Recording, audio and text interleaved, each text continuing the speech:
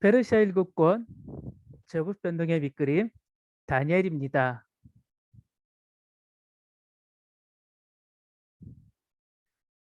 다니엘과 그의 친구들은 에스겔보다 먼저인 BC 605년에 바벨론으로 끌려갔습니다. 비록 포로로 잡혀온 신세였지만 다니엘은 뜻을 정하고 하나님을 섬기는 사람으로 살고자 했습니다. 하나님께서는 이런 다니엘을 역사의 한가운데에서 하나님의 뜻을 이루는 데 사용하셨습니다. 처음 다니엘이 포로로 끌려간 나라는 바벨론이었습니다. 그런데 페르시아에게 멸망하자 다니엘은 갑자기 페르시아를 섬겨야 하는 상황이 되었습니다. 그 당시 다니엘은 유대인임에도 불구하고 바벨론의 공직자로 높은 관직에 있었습니다. 그런데 더 놀라운 것은 페르시아의 왕이 다니엘을 바벨론 시대보다 더 높은 관직에 올렸다는 것입니다. 이유는 하나입니다. 다니엘의 행정 능력이 뛰어날 뿐 아니라 충성된 사람이어서 어느 나라 왕이든지 다니엘을 중용하고 싶어 했기 때문입니다.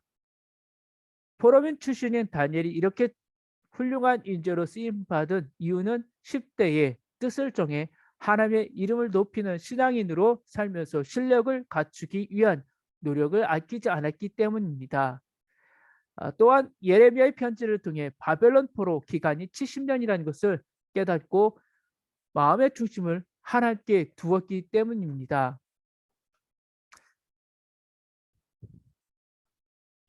제국 변동의 밑그림을 그린 다니엘. 밑그림. 스케치가 어떠한가에 따라 결론이 달라집니다. 성경에서 스케치를 가장 잘 그린 사람을 꼽으라면 아브라함과 다니엘을 꼽을 수 있습니다. 다니엘의 스케치는 아브라함의 스케치 안에 들어 있습니다. 한민족과 모든 민족 이야기입니다. 아브라함에서 시작되어 1차적 제사장 나라 세팅은 모세를 통해서, 그리고 제국과 관련한 스케치는 다니엘을 통해서 이루어집니다. 이 스케치를 최종 완성하신 분은 예수님이십니다. 다니엘은 제국 변동을 스케치했습니다. 제사장 나라와 하나님 나라의 기준이 없다면, 한 민족과 모든 민족에 대한 내용도 없다면 제국 변동의 스케치는 있을 수 없습니다. 핵심 내용은 하나님의 통치권입니다. 제국 변동은 성경에 등장하는 5대 제국 아수르, 바벨론, 페르시아, 헬라, 로마입니다. 성경의 프레임은 제사장 나라, 5대 제국, 하나님 나라입니다. 1단계, 모세는 무엇을 두려워했습니까? 애굽의 인구 조절 정책으로 남자아이가 태어나면 죽였던 때에 모세는 태어났고, 모세는 40세에 자신의 살인이 발각될까 두려워 왕실에서 도망했습니다. 하나님께서 80세 때에 애굽으로 들어가라 하셨을 때에도 모세는 애굽의 왕이 자신을 죽이려 할까봐 두려워했습니다. 결국 애굽의 제국주의 때문이었습니다. 2단계, 왜 다윗은 국경을 넘지 않았습니까? 다윗은 130만 명의 예비 군사력을 가지고 있었습니다. 이는 공성전을 승리로 이끌 수 있는 충분한 요건을 갖춘 군사력으로 메소포타미아와 나일강 뉴욕 전체를 지배하고도 남을 전력이었습니다. 그러나 다윗은 이스라엘을 모든 민족을 위한 한민족 제사장 나라로 경영했기 때문에 제국주의로 나가지 않았습니다. 3단계, 예루살렘 공선전에서 아수르군 18만 5천 명이 왜 죽었습니까? 하나님께서 아수르를 직접 치셨기 때문입니다. 경계는 하나님께서 정하십니다. 4단계, 왜 남유다는 바벨론에서 항복했어야 합니까? 하나님께서 바벨론 제국을 도구로 쓰셔서 남유다에 대한 70년 지배를 허락하셨기 때문입니다. 5단계, 바벨론, 페르시아, 헬라, 로마 제국이 등장하는 이유는 무엇입니까? 하나님의 세계 경영 때문입니다. 이 모든 것은 영원히 멸망하지 않을 하나님 나라를 향해 가는 과정이었습니다.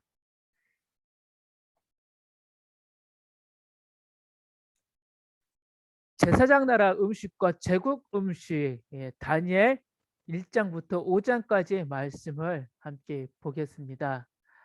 남유다 귀족 출신인 다니엘과 그의 세 친구가 1차 포로로 바벨론에 끌려온 배경은 바벨론 느부갓네살 왕의 식민지 정책과 관련이 있습니다. 느부갓네살 왕은 이전 아수르 제국과는 달리 포로민들을 혈통을 섞지않은 채 바벨론의 왕족이나 귀족, 기술자 등을 훌륭한 사람들을 바벨론으로 끌어왔습니다. 느부갓네살 왕이 교육을 통해서 제국의 통치 기반을 세우겠다는 계획을 한 것입니다. 바벨론식 교육을 받는다는 것은 다름 아닌 바벨론의 의식을 그들에게 주입하여 바벨론의 로봇으로 사용하겠다는 것입니다. 다니엘 1장 이야기는 언뜻 보면 음식 이야기 같습니다. 그러나 이는 음식을 소재로 제국과 제사장 나라가 한판 붙는 이야기입니다. 양쪽 모두 음식을 도구로 쓰고 있습니다. 레위기 10장에서는 11장에는 제사장 나라 법으로 지켜야 할 음식 이야기가 기록되어 있습니다. 다니엘의 부모가 이 법을 가르치며 지키게 했던 것입니다. 다니엘은 2차 포로 1만여 명이 끌려간 방식과는 다른 방식으로 스카우트 되듯이 세 친구와 함께 1차 포로로 바벨론에 끌려왔습니다. 바벨론은 음식을 비롯한 최고의 기반으로 다니엘과 세 친구를 교육하려 하자 다니엘이 왕의 음식과 그가 마시는 포도주로 자기를 더럽히지 아니하리라라고 그 음식을 더러운 음식으로 결론 내립니다. 다니엘이 이렇게 한 것은 제사장 나라의 음식법 때문입니다. 바벨론은 다니엘과 세 친구를 바벨론식으로 잘 훈련시키며 마치 양모리 개처럼 만들어 바벨론에 엄청난 성과를 안겨주는 정책을 계획했습니다. 10대의 다니엘은 바벨론의 무서운 의도를 깨닫고 목숨을 걸고 환관장 아스부나스에게 승부수를 띄운 것입니다. 이 같은 바벨론 제국의 정책은 사실 아수르 제국 정책에 대한 반성에서 나왔습니다. 아수르 제국은 식민지 리더급 백성들의 혈통을 섞어 그 정체성을 없애기 위해 인구 조절 정책을 펼쳤습니다. 아스르를 무너뜨린 바벨론 제국은 다른 중앙화 정책을 사용합니다. 느부갓네살 왕은 바벨론이 점령한 나라들로부터 포로민들을 끌어와 아스르 제국과는 달리 혈통을 섞지 않은 채 상위 0.1% 바벨론 제국을 위한 이데올로기 교육에 투입시키고 나머지 99%는 강제 노역에 동원시켰습니다. 이때 다니엘과 제 친구가 느부갓네살의 이데올로기 교육 프로그램에 동원된 것입니다. 그러나 예레미야는 바벨론 제국의 그 계획이 얼마나 무모한지 다니엘을 통해 드러나게 될 것이라고 확신했습니다. 느부갓네살을 통해 제국과 제사장 나라 교육으로 프로그램이 제대로 비교될 것이기 때문입니다.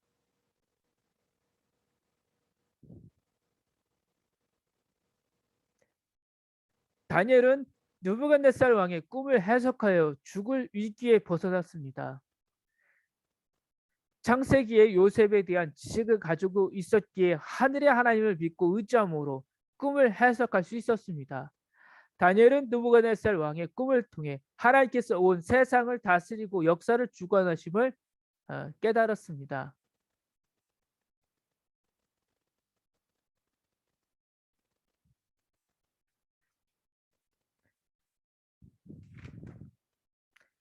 느부갓네살 왕은 다니엘의 꿈을 해석을 듣고 하나님을 찬양했지만 그 후 또다시 마음이 교만해져서 자신의 꿈에 보았던 그 금신상을 만들어 숭배를 강요하기에 이르렀습니다. 이때 이를 거부한 다니엘의 세 친구는 그리 아니하실지라도의 믿음을 살펴볼 수 있습니다. 느부갓네살 왕은 그의 조서에서 자신이 두 번째 꿈을 꾸었고 그 꿈도 다니엘이 해석해 주었다고 기록합니다. 다니엘은 그 꿈을 통해 더욱 하나님께서 세계를 다스리신다는 사실을 믿고 느부갓네살 왕에게 충고합니다. 교만한 느부갓네살 왕은 이를 받아들이지 않다가 7대의 징계를 받고 난 후에야 하나님 앞에 엎드립니다.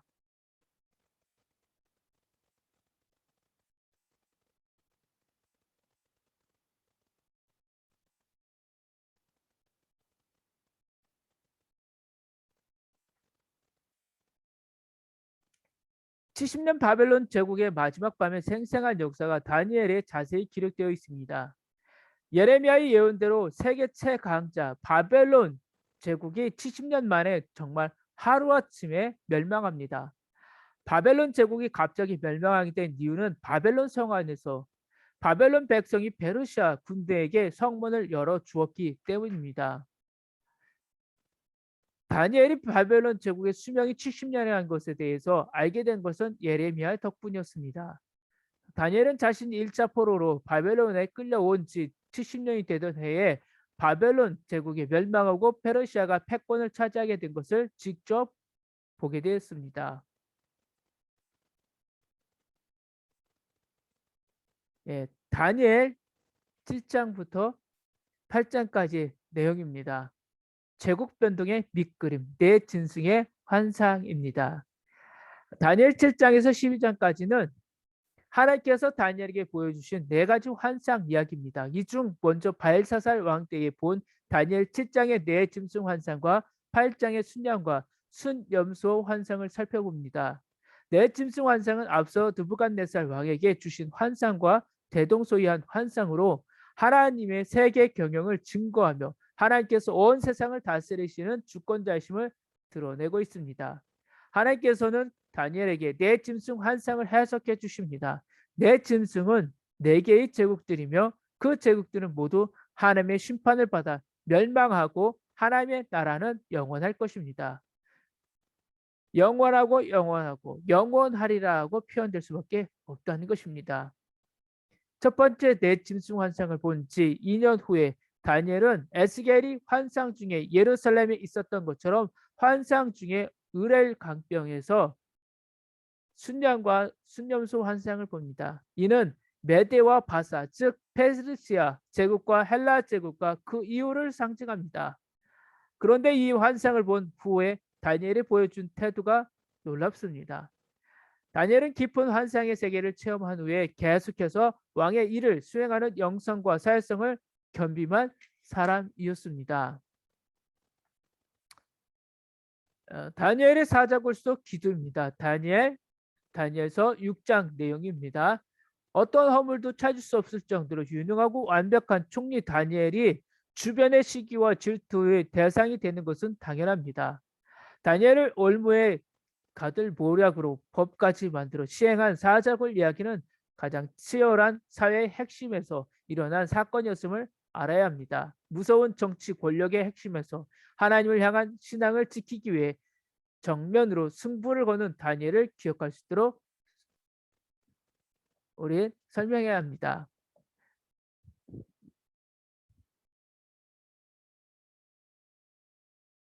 네 번째, 예레미야의 편지와 다니엘의 기도입니다.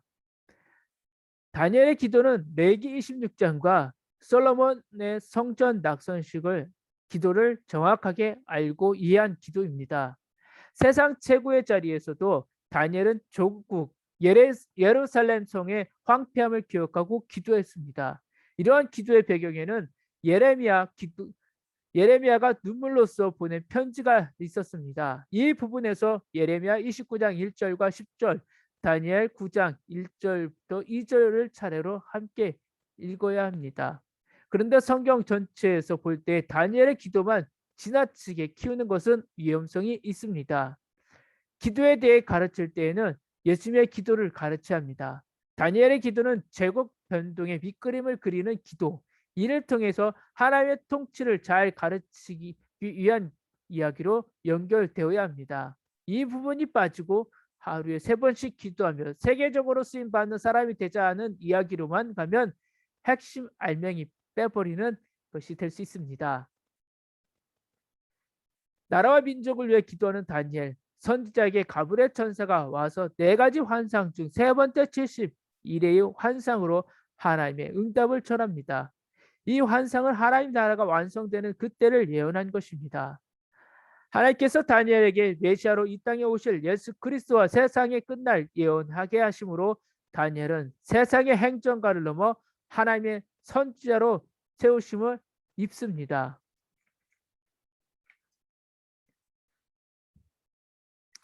다섯 번째 선지자 다니엘, 미래에 대한 환상. 다니엘 10장부터 12장까지 말씀입니다. 다니엘 10장에서 12장은 다니엘이 본 4가지 중 마지막 환상인 큰 전쟁에 대한 환상입니다. 선지자 다니엘은 이때 보여주신 미래의 제국 변동을 보고 제국 변동의 밑그림을 글로 기록합니다. 행정가 다니엘, 선지자 다니엘, 왕의 일을 보는 월등한 사회성의 소유자, 깊이 기도하는 영성의 소유자. 행정가 다니엘, 페르시아 제국의 120명의 고관을 이끄는 최고의 행정 리더. 흠잡을 데 없는 행정가 다니엘 때문에 그의 기도 모습을 인용해서 함정을 판 것입니다. 선지자 다니엘, 제국에 관련된 미래 환상을 보며 제국 변동의 밑그림을 그리는 다니엘. 하나님께서는 구약의 끝과 신약의 처음 밑그림을 그리게 하는 선지자 다니엘로 세우셨습니다. 제국을 제사장 나라의 튜닝 도구로 사용하신다는 분명한 메시지를 주심으로 선지자 다니엘이 된 것입니다. 다니엘은 행정가이자 선지자입니다. 다니엘이 선지자가 된 것은 하나님께서 환상을 통해 제국 변동을 알려주셨기 때문입니다. 하나님께서는 다니엘을 통해 바벨론 제국과 페르시아 제국 그리고 그 뒤를 이어 헬라 제국과 로마 제국이 등장하게 될 것을 말씀하시고 결국 모든 제국은 쇠하게 되지만 하나님 나라는 영원할 것을 알려주신 것입니다.